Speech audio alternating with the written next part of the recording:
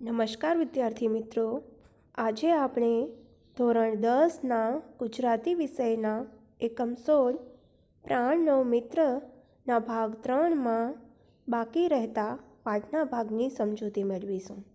પાઠની સમજૂતી આ મુજબ છે. મારી ભાભીનું અવસાન થયું ત્યારે આ છોકરો ધાવણો હતો. ધારું છું કે એ શોક ભૂલવા મોટા ભાઈ એન્જિનિયરિંગના અભ્યાસ અર્થે વિલાયત ગયા. છોકરો અમારા નિસંતાન ઘરમાં કાકીના ખોળામાં ઉછરીને મોટો થયો. 10 વર્ષ પછી મોટાભાઈ પાછા આવ્યા ત્યારે બલાઈને વિલાયતી ઢબે શિક્ષણ અપાવવા પહેલાં તો સિમલા લઈ ગયા, તે પછી વિલાયત લઈ જવાની વાત હતી. લેખક કહે છે કે મારી ભાભીનું અવસાન થયું ત્યારે આ છોકરો એટલે કે બલાઈ દૂધ પીતો હતો, ધાવણો હતો, અને હું ધારું છું કે એ શોક ભૂલવા માટે જ મોટા ભાઈ એન્જિનિયરિંગના અભ્યાસ માટે વિલાયત એટલે કે વિદેશ ગયા, અને બલાઈ પણ લેખકના નિસંતાન ઘરમાં કાકીના ખોળામાં ઉછરીને મોટો થયો. 10 વર્ષ પછી જ્યારે મોટાભાઈ પાછા આવ્યા ત્યારે બલાઈને પણ વિદેશી ઢબે શિક્ષણ અપાવવા માટે પહેલાં તો શિમલા લઈ ગયા અને તે પછી એને વિદેશ લઈ જવાની વાત કરતા હતા. રડતો રડતો બલાઈ કાકીનો ખોળો છોડી ચાલ્યો ગયો. અમારું ઘર ખાલી થઈ ગયું.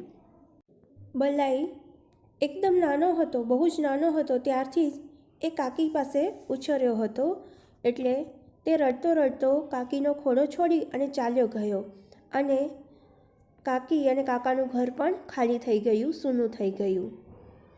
તે પછી 2 વર્ષ વીતી ગયા.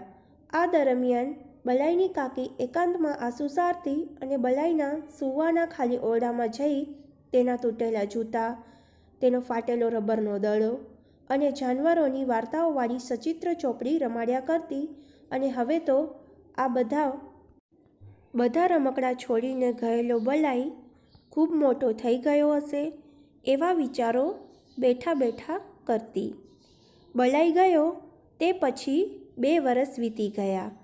આ દરમિયાન બલાઈની કાકી એકાંતમાં એટલે જ્યારે એકલા હોય ત્યારે આંસુ સારતા અને બલાઈના સૂવાના ખાલી ઓરડામાં રૂમમાં જઈને તેના તૂટેલા જૂતા એટલે કે ચપ્પલ, તેનો ફાટેલો રબરનો દડો અને જાનવરોની ચિત્રવાળી વાર્તાઓની ચોપડી રમાડ્યા કરતી. અને હવે તો આ બધા રમકડા છોડીને ગયેલો બલાઈ ખૂબ મોટો થઈ ગયો હશે એવા વિચારો એ બેઠા બેઠા કરતા. એક દિવસ મેં જોયું તો પેલું સીમડાનું ઝાડ ખૂબ મોટું થઈ ગયું હતું, એટલું મોટું કે તેને હવે આશ્રય આપી શકાય નહીં. એક દિવસ મેં તે કપાવી નાખ્યું. એક દિવસ બલાઈના કાકાએ જોયું તો સીમડાનું જે ઝાડ હતું તે ખૂબ જ મોટું થઈ ગયું હતું, માટે તેને હવે આશ્રય આપી શકાય નહીં એવું લાગતા તેમણે એક દિવસે તે ઝાડ કપાવી નાખ્યું. એવામાં સિમલાથી બલાઈએ તેની કાકીને એક પત્ર લખ્યો. કાકી, મારા પેલા સીમડાના વૃક્ષનો એક ફોટોગ્રાફ મને મોકલી આપજો. બન્યું એવું કે બલાઈએ સિમલાથી એના કાકીને એક પત્ર લખ્યો અને એમાં લખ્યું કે મારા પેલા સીમડાના વૃક્ષનો એક ફોટોગ્રાફ મને મોકલી આપજો ને.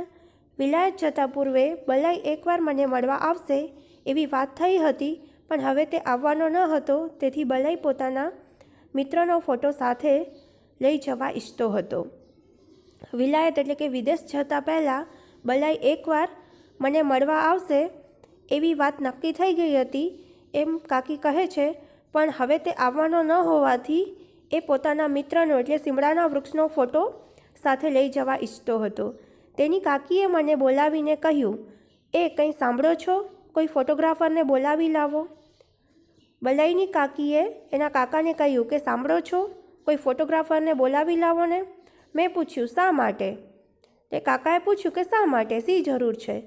બલાઈનો કાચા અક્ષરે લખેલો પત્ર તેણે મને વાંચવા આપ્યો. મેં કહ્યું, એ વૃક્ષ તો કપાઈ ગયું છે. કાકીએ બલાઈનો કાચા અક્ષરે લખેલો પત્ર કાકાને વાંચવા આપ્યો ત્યારે કાકા કહે છે કે એ વૃક્ષ તો કપાઈ ગયું છે. બલાઈની કાકીએ 2 દિવસ અન્નનો દાણો મોંમાં નાખ્યો નહીં અને ઘણા દિવસ સુધી મારી સાથે વાત સુદ્ધા ન કરી. બલાઈના પિતા તેને તેના ખોળામાંથી લઈ ગયા તે જાણે તેની નસ કપાયા જેવું થયું હતું. તેના કાકાએ બલાઈનું પ્રિય વૃક્ષ સદાને માટે દૂર કર્યું, તેથી જાણે તેનો સમગ્ર સંસાર મિથ્યા બની ગયો અને તેના હૃદયમાં ફરીથી ઘા થયો. બલાઈની કાકીએ 2 દિવસ સુધી અન્નનો દાણો પણ મોંમાં નાખ્યો નહીં, એટલે કે એમણે ખાવાનું બંધ કરી દીધું હતું અને એણે કાકા સાથે વાત પણ કરી નહીં. બલાઈના પિતા તેને પોતાના ખોળામાંથી લઈ ગયા તે તેમના માટે જાણે કે નસ કપાયા બરાબર હતું, મૃત્યુ બરાબર હતું. અને એ ઉપરથી એ વાત ઓછી હોય તેમ બલાઈના કાકાએ બલાઈનું પ્રિય વૃક્ષ સદાને માટે દૂર કર્યું.